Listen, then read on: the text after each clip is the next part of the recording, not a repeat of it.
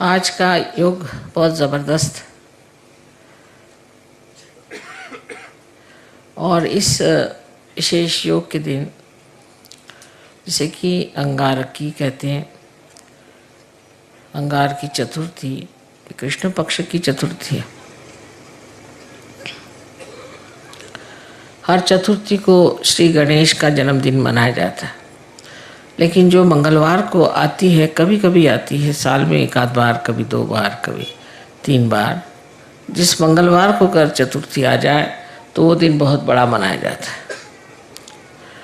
और आज वही योग है कि हम लोग मंगलवार के रोज़ गणपतिपुणे में बैठे हुए हैं, जबकि यहाँ ये बड़ा भारी योग अंगारकी का माना जाता है और यहाँ पर हज़ारों लोग आते हैं श्री गणेश की पूजा करने के लिए।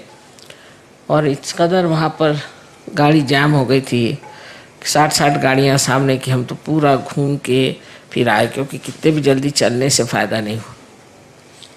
जो होना होता है इसी प्रकार होता है। और जब तक सहज में हम इस बात को नहीं समझ पाएंगे कि जो भी होता है उसको सबूरी से देखना चाहिए, उसमें सबूरी होनी चाहिए। कि अगर आप उसी वक्त जल्दबाजी करें या कुछ घबराहट आ जाए तो कार्य नहीं हो सकता। सबूरी करें, और सबूरी करने से बराबर सूझ जाता है कि क्या करना चाहिए, कैसे करना चाहिए। सो जल्दबाजी जो है ये असहज चीज़ है। सहज में आप में सबूरी होनी चाहिए, इसके बारे में साईनाथ ने बहुत कहा है कि सबूरी में रहो, साई मिलत सबूरी में। और सबूरी शब्द जो है कुछ अपभ्रंश है मेरे ख्याल से, लेकिन इसका अर्थ होता है कि कोई भी बात हो रही है तो उसमें तितिक्षा माने ठहर जाना, देखना। और इस तितिक्षा में जब आप आ जाते हैं तो ये परम चैतन्य कार्य कर देता है और आपको बिल्कुल सही बात पता चल जाती है, कैसे चलना चाहिए, क्या करना चाहिए, कौन से रास्ते का अवलंबन करना चाहिए। पर आप अगर जल्दबाजी में आ जाएंगे तो आप विचारों के चक्कर में फंस जाएंगे और इधर से उधर दौड़ते हुए आपको वो चीज़ नहीं मिलेगी। और आज और ऐसा भी एक बड़ा भारी योग है कि आज जीसस क्राइस्ट का भी जन्मदिन है। हमने बहुत बार बताया है कि जीसस क्राइस्ट जो है वो श्री गणेश का ही अवतरण है, और इसका आपके पास में प्रमाण भी है, सजग। सो आज उनका जन्मदिन होना, आज इनका भी जन्मदिन होना, मंगलवार का दिन होना और इतना बड़ा समारंभ होना और सब दूर आतिशबाजी होना, ये बहुत बड़ी योग की बात है जो हम इस महागणपति के स्थान पे आकर के उस महाविष्णु की पूजा कर रहे हैं। अब समझने की बात यह है कि श्री गणेश की जो विशेषताएं हैं, उनकी कौन सी विशेषता है आज के दिन जो प्रकटित होती है। ऐसे इससे पहले मैंने बताया था कि विनय, या जिसको कहते हैं हम ह्यूमिलिटी, नम्रता, वो उनका विशेष गुण है। और दूसरा है उनका विजडम, इसके लिए मुझे शब्द नहीं मिल रहे थे मराठी में। इसको उन्होंने बताया कि विजडम का मतलब है सुबुद्धि। चलिए ठीक है, सुबुद्धि। बहरहाल ये सब चीज़ों का दान गणेश तत्व से होता है, लेकिन उनमें एक और विशेष है कि वो बहुत ठंडे दिमाग आदमी है, बहुत ठंडे दिमाग आदमी है। उनकी चाल बहुत ठंडी है। जैसे कि हाथी है, हाथी में आप देखते हैं कि बहुत धीमी चाल है, पर उसकी चाल ऐसी सुंदर होती है कि किसी भी स्त्री जो अच्छे से चलती है उसको कहते हैं गजगामिनी, माने वो हाथी के जैसे चलती है। धीरे धीरे पाँव उठाना, कहाँ पाँव रखना वो सोचना, कहीं कोई पैर के नीचे चींटी ना आ जाए, कोई जानवर नहीं आना, इसका ख्याल करते हुए वो चलते हैं। और सामने अपनी सूंड से फूंकते चलते हैं कि सामने कोई और ऐसी चीज़ हमारे सामने नहीं आ जाए कि जिससे हमारे हाथ से वो नष्ट हो जाए। दूसरे वो सिर्फ घास खाते हैं, और घास खा कर के भी इतने बलिष्ठ होते हैं कि जो बड़े बड़े काम होते हैं जिसमें कि बहुत वज़न उठाना पड़ता है, वहाँ पर सिर्फ हाथी का ही उपयोग होता है। तो इस हाथी की जो विशेषता है वो ये भी है कि ये बहुत धीमी तबीयत का आदमी है, किसी मामले में जल्दबाजी नहीं करता। और दूसरी इनकी जो और विशेषता है वो ये है कि ये इनकी जो स्मरण शक्ति है, मेमोरी है, बहुत स्ट्रांग है, बहुत स्ट्रांग स्मरण शक्ति।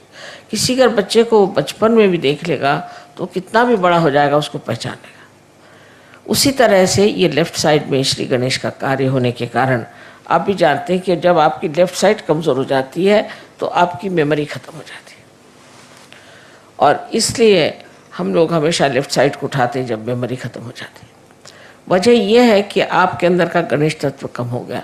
जब आप राइट साइडेड हो जाते हैं तो आपका लेफ्ट साइड का जो गणेश तत्व कम होते जाता है। जो आदमी बहुत ज़्यादा काम करते हैं, मेहनत करते हैं, उनकी मेमोरी जो है आप देखिए बुढ़ापे में इतनी ख़राब हो जाती है कि वो खुद को भी पहचान पाते हैं या नहीं, ऐसा प्रश्न पड़ जाता है। इसलिए श्री गणेश का जो एक विशेष गुण है कि उनकी सुबुद्धि तो है ही, पर उस सुबुद्धि के साथ उनकी जो स्मरण शक्ति है वो बहुत तीक्ष्ण है। वो हर एक चीज़ को याद करते हैं, और करना ही पड़ता है, क्योंकि कुंडलिनी पर जो कुछ भी निवेदन होता है, जो कुछ भी इम्प्रिंट होता है, जो लिखा जाता है, वो सब कुछ श्री गणेश ही करते हैं। उनके हाथ में एक कलम होती है, उस कलम से वो लिखते हैं। वो कलम भी उन्हीं का एक टूटा हुआ दांत, उससे वो लिख देते हैं कि आप क्या हैं, आपने क्या तकलीफ़ें उठाई, आप क्या परेशानी उठाई, आपकी खोज में आप कहाँ कहाँ गए, क्या क्या गलतियाँ की, वो सब उसके अंदर वो लिख देते हैं। तो जब वो कुंडलिनी उठने लग जाती है तो जैसे टेप रिकॉर्डर में कोई खराबी हो जाए तो कैसे खड़खड़ाने लगता है, ऐसे ही कुंडलिनी की खड़खड़ाहट आप देखते हैं जब आपके चक्रों पे वो गुजरती है। और इसीलिए आपको पता हो जाता है कि इनके ये चक्र खराब है, उनके चक्र खराब है। इस कदर ये बिल्कुल शास्त्रीय साइंटिफिक चीज़ है। तो गणेश तत्व के एक ही गुण नहीं है कि अबोधिता रहे और मनुष्य बहुत निष्पाप रहे, इसी से नहीं होता, पर उसका अनेक गुण है। उसमें से एक गुण ये भी है कि आपके अंदर विजडम होना चाहिए, सुबुद्धि होनी चाहिए, ये जानना चाहिए अच्छा क्या है और बुरा क्या है। अब जो आज की अंगारिका जो है, अंगार की जो आज की विशेष चतुर्थी मानी जाती है, ये क्या चीज़ है? इसमें ऐसा है कि श्री गणेश स्वयं जो है वो अंगार को ठंडा करते हैं। कुंडलिनी भी देखिए तो एक ज्वाला ही है, जैसे कि कुंडलिनी जो है उसकी प्रक्रिया ज्वाला की भांति है, क्योंकि ऐसे तो सब चीज़ पृथ्वी के तरफ जाती है। आप जानते हैं कि गुरुत्वाकर्षण से, ग्रेविटी से सारी चीज़ें पृथ्वी की तरफ जाती है, और सिर्फ ये जो ज्वाला है यही ऊपर जाती है। कोई सी भी आग ऊपर की तरफ जाती है और बाकी सब चीज़ें पृथ्वी की तरफ दौड़ती है। ऊर्ध्व गति सिर्फ एक इस चीज़ को मिलती है कि जो अग्नि है, और इसलिए ये जो है ये आपकी अग्नि को शांत कर सकते हैं। ये दो तरह से अग्नि को शांत करते हैं। एक तो ये कुंडलिनी को शांत कर देते हैं, कुंडलिनी को ये बता देते हैं कि इस आदमी में ये दोष है, ये तकलीफ़ें हैं, कोई हर्ष नहीं, तो भी आप इनको पार कराइए, क्योंकि कुंडलिनी का बालक श्री गणेश, और जो आप में बालक है वो श्री गणेश है। तो वो उसी आत्मीयता से उस कुंडलिनी को समझा देता है कि तुम तो माँ हो और मैं चाह रहा हूँ कि मैं इनमें जागरूक हो जाऊँ, तो तुम मेरी मदद करो। और वो इस तरह से शांत हो जाती है ये सोच करके कि मेरा बालक ही ये चीज़ को मांग रहा है, तो वो अपनी जो भी उनके अंदर गर्मी हो, कुछ हो, उसमें एक तरह से शांति आ जाती है। जैसे कि आपने सुना होगा कि एक बार देवी बहुत नाराज़ हो गई और देखा कि संसार में बहुत कुछ लोग बहुत गलत काम कर रहे हैं, और उसे इतनी तकलीफ़ हुई, इतना संताप हुआ कि ये सारी सृष्टि जो मैंने बनाई इसको ही मैं नष्ट कर देती हूँ। तो उन्होंने ये सोच करके और सब दूर संहार की स्थिति बना ली और बहुत नाराज़ हो गई। और जब उनका नृत्य शुरू हो गया तब श्री महादेव ने ये सोचा कि देवी तो इतनी नाराज़ है, क्रुद्ध हो गई, अब सब संसार नष्ट ही हो जाएगा, तो इसका इलाज क्या है। तो उन्होंने उन्हीं का बच्चा जो कि कार्तिकेय था उसको देवी के पैर के नीचे डाल दिया। उस पर पैर रखते ही उनकी इतनी बड़ी जीभ निकल आई कि मैं क्या करूं। जो इतनी क्रोध से लाल थी वो भी उस बच्चे को देख करके एकदम शांत हो गई। इसी प्रकार ये हमारी कुंडलिनी को एक प्रकार से शांत कर देते हैं कि तुम अपने बालक को जन्म दे रही हो, इस वक्त नाराज़ी ठीक नहीं किसी भी तरह से। कभी कभी तो कुंडलिनी को हमने इतना सताया होता है क्योंकि गलत गुरुओं के पास गए या कुछ गलत हम लोगों ने भी काम किए, तो बेचारी कुंडलिनी लस्तम पस्तम बिल्कुल रहती है।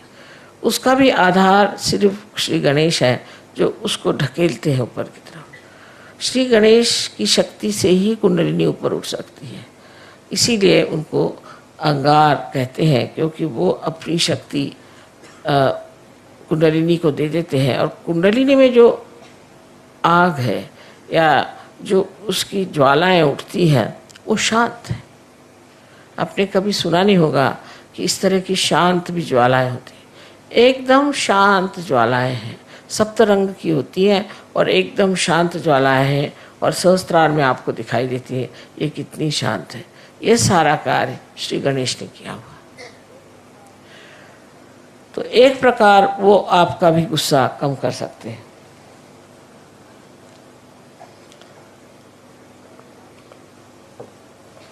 आपकी भी नाराज़गी दूर कर सकते हैं। और जब हम नाराज़ हो जाते हैं तो उसमें हम बहक जाते हैं और हमें याद ही नहीं रहता कि हमें क्या करना चाहिए क्या नहीं करना चाहिए। उसमें हम किसी को मार सकते हैं, पीट सकते हैं, किसी को खून कर सकते हैं, कुछ भी कर सकते हैं। उस वक़्त जो कंट्रोल होता है वो सिर्फ श्री गणेश से होता है और श्री गणेश जो है आपके गुस्से को ठंडा कर देते हैं।